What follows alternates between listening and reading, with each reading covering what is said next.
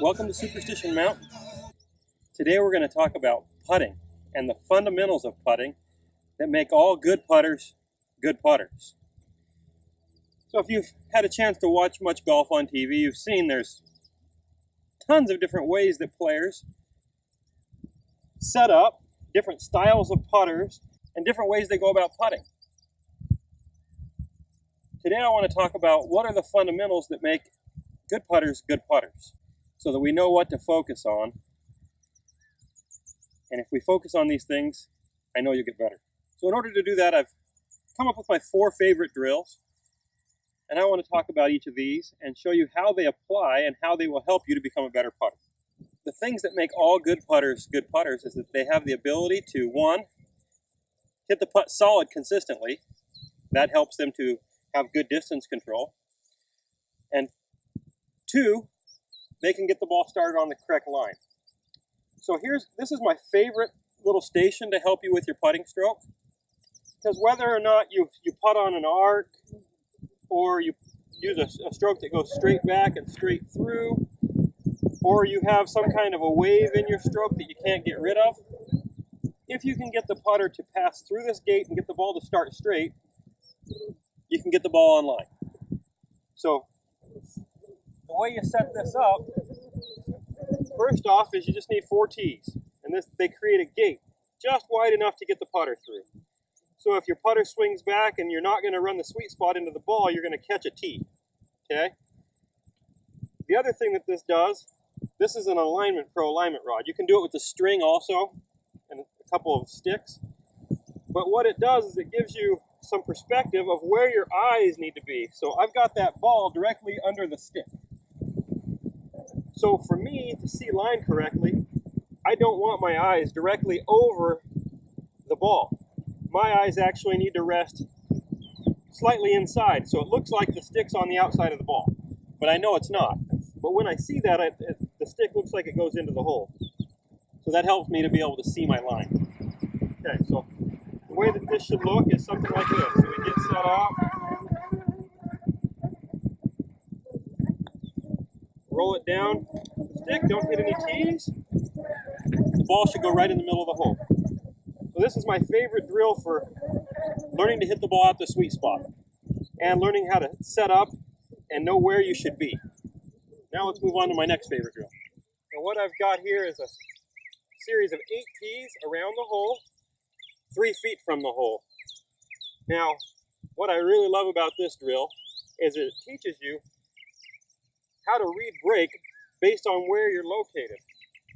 So if I know that this putt here is pretty much straight, and it's straight up the hill, if I go over to this side, 90 degrees from that one, now I've got the maximum amount of break that I can have on this hole. So as I go around, the break gets a little less here. That one's straight, that one has a little break to the right, that one has the maximum amount of break to the right, a little less break to the right, and straight down the hill. So this drill is really good for training you how to see break, because on the golf course, most of the time you're playing in a group. And you'll be able to learn to judge what the ball's doing around the hole based on what your playing partner's balls do around the hole. So I really love this drill. Now the way I do it is I have to make it all the way around without missing. If I miss one, I start over at the beginning. Really good for building confidence in your ability to knock in these short putts, because these things get missed a lot. But if the hole becomes this big when you're hitting lag putts, it takes a lot of pressure off of your lag putting, because you only have to get it inside of a 3-foot circle. So use this one. It's one that you go out on the tour, you'll see pretty much everybody doing.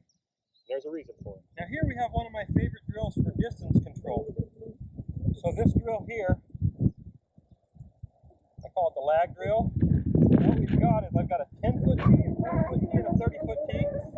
And then 3 feet behind the hole, I have the flag. Now my goal is to get the ball to the hole, but not hit it all the way to the flag. So if I make it, that counts.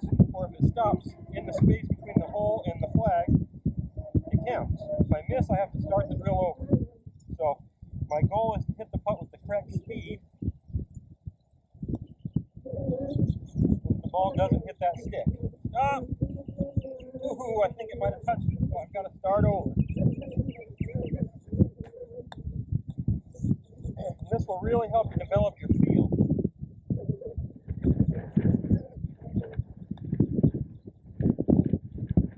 Okay. Now 20.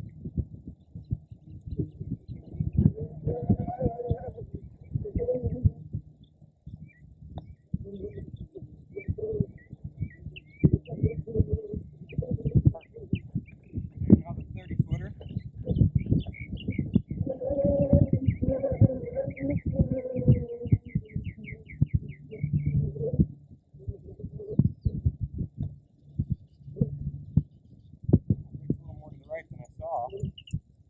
But my distance was perfect, so I got it just past the hole and between the hole and the stick. So that's the basic gist of that drill, and I like to do it both up and downhill, just to develop a sense of feel.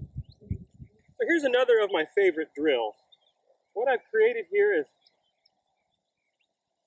about a 15-foot putt that has quite a lot of break in it, and the tee out farthest to the right would kind of be your maximum amount of break you could play if you just died the ball over the front edge of the hole.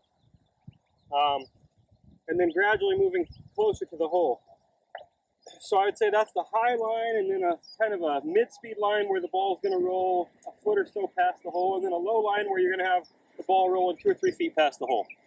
Now I like to practice matching my speed to my line because it really helped me with my feel. So let's take a look at how we do here. So I'm going to try to aim this one at the lower line of the group and see if I can get the ball to start on that low line with enough speed to hold this line and go in the hole. So it's going to be moving fairly quickly as it goes into the hole.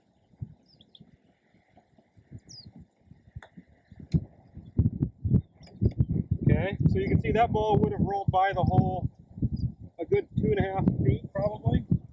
Now I'm going to try to match my speed to the middle line. So this would be kind of more the line I would typically play with, because this ball is rolling past the hole by about a foot, maybe a 1.5 feet, which that tends to be an easy comeback.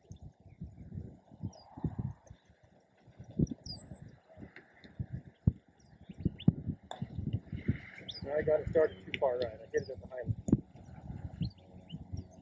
Okay, now I'm going to take this one out to the high line and see if I can just die it into the hole.